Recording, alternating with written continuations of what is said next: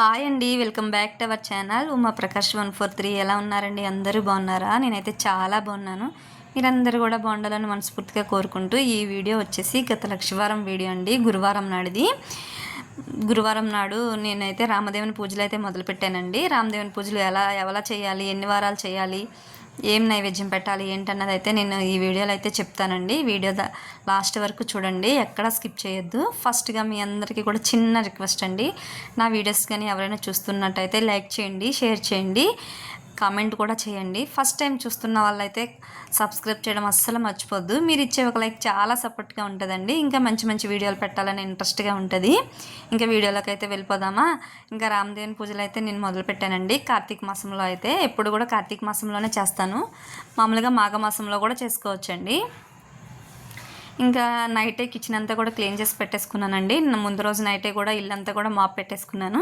ఇంకా ఉదయమే లెగిసి శుభ్రంగా ఇల్లన్నీ కూడా శుభ్రంగా తుడిసేసుకొని బయటంతా కూడా కడిగేసుకొని గుమ్మానికి కూడా శుభ్రంగా కడిగేసి పసుపు రాసి బొట్లు అయితే పెట్టుకుంటున్నానండి. కంపల్సరీగా రామదేవుని పూజ చేసినప్పుడు గుమ్మానికి పసుపు రాసి బొట్టు అయితే పెట్టుకోవాలి. మనకి కథలో కూడా ఉంటుందండి. మామూలుగా మనం ఏమైనా పూజలు చేసుకున్నప్పుడు, వ్రతాలు అలా చేసుకున్నప్పుడు కంపల్సరీగా పెట్టుకుంటాము. కానీ డైలీ పూజ చేస్తే పెట్టం కదా. కానీ రామదేవుని పూజ చేసినప్పుడు మట్టే కంపల్సరీగా పెట్టాలి.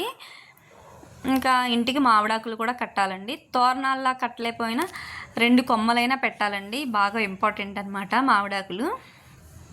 ఇంకా అవన్నీ కూడా పెట్టేసుకొని నేను ఇంట్లోకి అయితే వచ్చేసాను. ఇంక ఇంట్లోకి వచ్చేసాక ఇంకా దేవుడికి మనం సపరేట్గా పీట అయితే పెట్టుకుంటాం కదండి.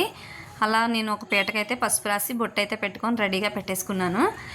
మ్యాక్సిమము రామదేవుని పూజకైతే మామిడికర్ర పీట అయితే ఉండాలండి. ఇంకా మనకి సిటీలో అలాంటివి ఏమీ దొరకవు కాబట్టి మామూలు మన దగ్గర ఏది వీలుగా ఉంటే అది పెట్టుకోవచ్చండి. అదే ఉండాలి అని ఏమీ లేదు. ఉంటే మంచిదే, లేకపోయినా ఏది పెట్టుకున్నా పర్వాలేదు. ఇంకా పీట కూడా అన్ని సిద్ధం చేసుకొని పక్కన పెట్టేసుకొని ఇప్పుడు నైవేద్యం అయితే చేసుకుందామండి. మనకి ప్రసాదానికైతే కరాచీ నూక ఉంటుంది కదండి, ఉప్మా రవ్వ, అది కొంచెం పంచదార, ఆవు పాలు, ఆవు నెయ్యితో మనం ప్రసాదం అయితే ప్రిపేర్ చేసుకోవాలి. ఫస్ట్ అయితే కొంచెం కరాచీ నూక, పంచదార, ఆవు నెయ్యి వేసుకొని 3 కూడా ఒకసారి కలిపేసుకున్నాక మనం తగినంత ఆవు పాలు అయితే వేసుకుందామండి. మనకి లడ్డు వచ్చేలాగా మనం కన్సిస్టెన్సీని బట్టి మనం పాలు వేసుకోవాలి. అలా ఆ షేప్లో వస్తే సరిపోతుందండి. మనం ఎక్కువ పాలు వేసినా పంచదార వేస్తాం కదా, పాకంలా వచ్చేస్తాయి అనమాట. మనం చూసుకొని వేసుకోవడమే. ఇంకా 5 ఉండలు అయితే చేసేదికోండి. 5 ఉండలు అయితే చేసి పక్కన పెట్టేసుకున్నాను. ఈ 5 ఉండలు కూడా రామదేవునికి ఒకటి, ముత్తైదునికి ఒకటి, ఇరుగు పొరుగు వారికి ఒకటి, భార్య బిడ్డలు ఒకటి, బ్రాహ్మణికి ఒకటి, 5 ఉండలు కూడా అలా ఇవ్వాలండి. ముత్తైదుకి అయితే మనం పక్క ఎవరైనా ఉంటే పునిస్త్రీ వాళ్ళకి తాంబూలంగా ఇచ్చి ఉండైతే ఇవ్వచ్చు. బ్రాహ్మణికి కూడా అలాగే ఇవ్వచ్చు. మిగతా రామదేవునికి పెడతాం కదండి, అది మన ఇంట్లో వాళ్ళమే తినేవచ్చండి. ఇంకా పీట అంతా పెట్టేసుకున్నాక అందులో రామదేవుని పటం అయితే పెట్టుకోవాలి. మన పట్టాభిషేకం ఫోటో ఉంటుంది కదండి రామదేవునిది, అది పెట్టేసుకొని మామిడాకులు మనం గుమ్మానికి కట్టాం కదా, దేవుడి దగ్గర కూడా ఒక రెమ్మైనా పెట్టుకోవాలండి. ఇంకా నేనైతే పట్టం పెట్టేసి దేవుడి దగ్గర కూడా పెట్టేసుకొని పువ్వులు అవి పెట్టేసుకున్నాక వినాయకుడిని అయితే చేసుకోవాలి. ఫస్ట్గా మనం పసుపు గణపతిని అయితే చేసుకోవాలి. మనం ఏ పూజ చేసినా వినాయకుడికి ముందు చేశాకే కదండి చేసుకుంటాము. ఫస్ట్గా అయితే పసుపు గణపతిని చేసుకొని ఈ వీడియో అంతా తీసానండి. అది ఎలా మిస్ అయిపోయింది. అది వీడియో ఎర్రర్ వచ్చేస్తుందండి, ఓపెన్ అవ్వలేదన్నమాట. అది ఎందుకనో అందుకని మీకు అది ఎత్తి చూపించలేకపోతున్నాను. ఇంకా ఫస్ట్ అయితే పసుపు గణపతిని చేసేసుకొని కొంచెం అక్షింతలు, పువ్వులు అన్నీ వేసేసుకొని నైవేద్యం చిన్న బెల్లం ముక్క వేసుకొని ఫస్ట్ దీపం కూడా మనకి వినాయకుడికి అయితే చూపించాక మనం రామదేవుని పూజ అయితే మొదలు పెట్టుకోవాలండి. ఫస్ట్ అయితే వినాయకుడు చక్కగా మనస్ఫూర్తిగా మనం ఏ విఘ్నాలు లేకుండా, ఏ ఆటంకాలు లేకుండా ఈ 5 లక్షవారాలు 5 ఆదివారాలు సక్రమంగా పూజ చేసుకోవాలని మనస్ఫూర్తిగా దండం పెట్టేసుకున్నాక మనం రామదేవునికి అయితే పూజ చేసుకోవాలి.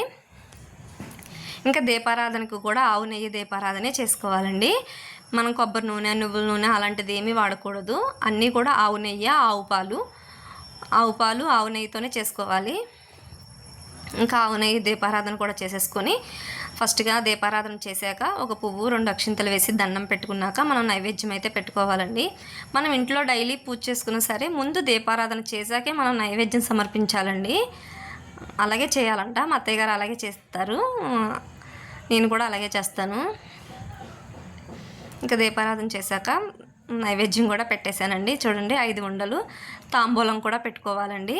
మనం అదే తాంబూలం మనం ముత్తైదుకు వండిస్తాం కదా, ఆ ఉండలో ఆ తాంబూలం ఇచ్చేయచ్చండి, పర్వాలేదు.